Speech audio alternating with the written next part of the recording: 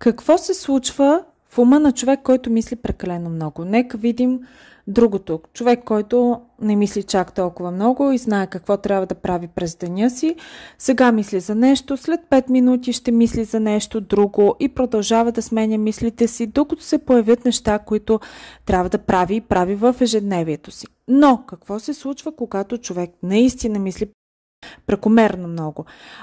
Например, има проблем във връзката си и започва. Искам да се срещна с този човек. Но ще ме харесат ли? Дали аз ще го харесам? Може би не съм достатъчно добър. Може би ако напиша това, ще си помисли, че съм глупав. Аз го написах, изпратих го, обаче те не ми отговарят. Това е защото най-вероятно има по-добър от мен. Или пък защото са заети. Сигурно искат просто да ме използват. Най-вероятно не изглеждам добре.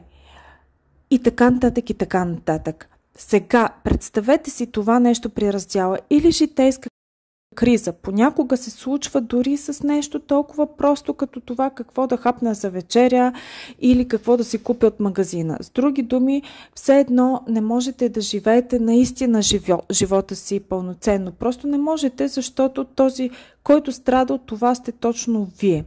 Това ще бъде темата на нашия семинар, който организираме в София, така че запишете се от линка долу, за да видите как да се справите с тези блокажи, които постоянно ви изпълват със страхове. Това трябва наистина да се промени. Стига сте мислили